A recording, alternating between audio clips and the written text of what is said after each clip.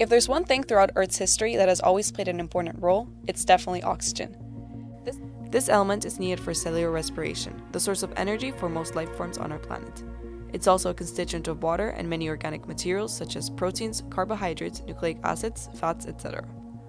Oxygen is Earth's most abundant element, and it currently represents around 21% of our atmosphere, but this hasn't always been the case.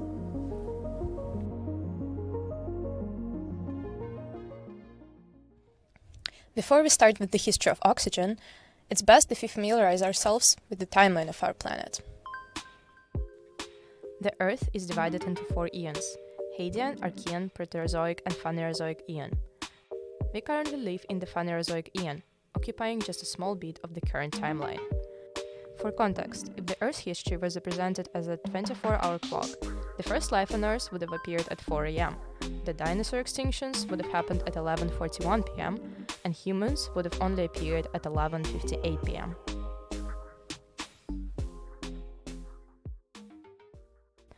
Our planet was formed around 4.5 billion years ago, and the first eon is called the Hadean. During the Hadean, the early atmosphere was composed mostly of gases released by volcanic activity, such as carbon dioxide, methane, and water vapor. No atmospheric oxygen was present, as there was no life to produce it. The only source of oxygen were abiotic processes, like oxidation of minerals and photodissociation, but levels of oxygen were very low.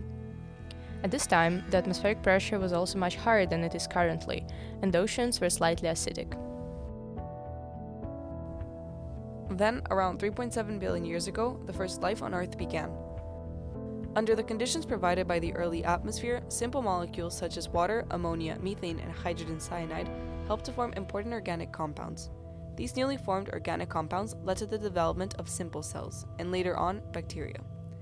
These first bacteria on Earth were able to harness the sun's energy to produce energy of their own. This process is much like the photosynthesis we know nowadays, except for the fact that they didn't produce oxygen as a byproduct. Oxygen levels in our Earth remained low for a while. Now enter cyanobacteria, single-celled aquatic organisms that were part of the first life forms on Earth. Cyanobacteria were the first to develop what we now know as oxygenic photosynthesis, occurring around 2.7 billion years ago.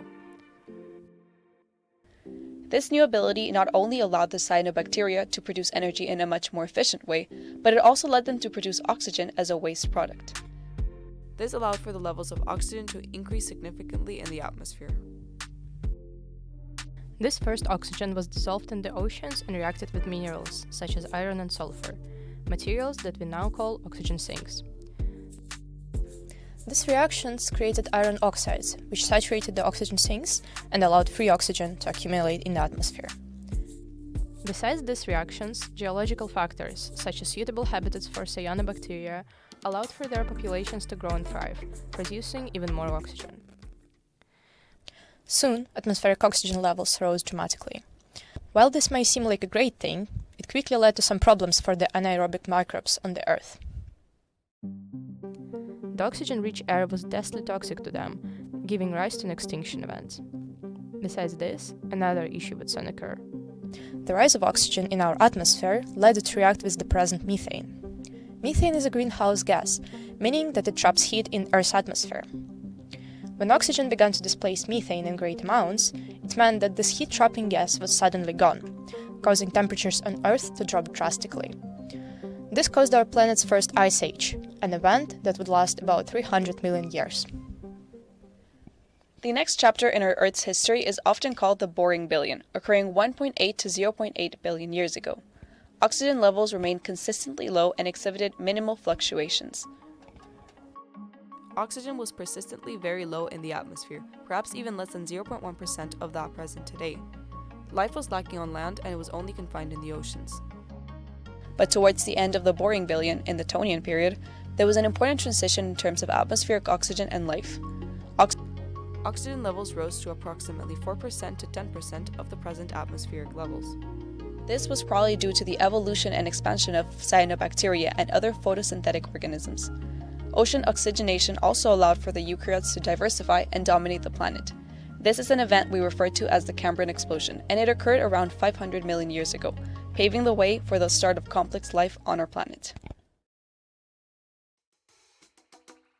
We can see that as the Earth continued to evolve, oxygen fluctuated during its many time periods. Example, during the Carboniferous era, the appearance of large plants and the burning of large quantities of organic material led to a significant rise in oxygen concentration. Atmospheric oxygen rose to approximately 35%, as opposed to 21% seen today.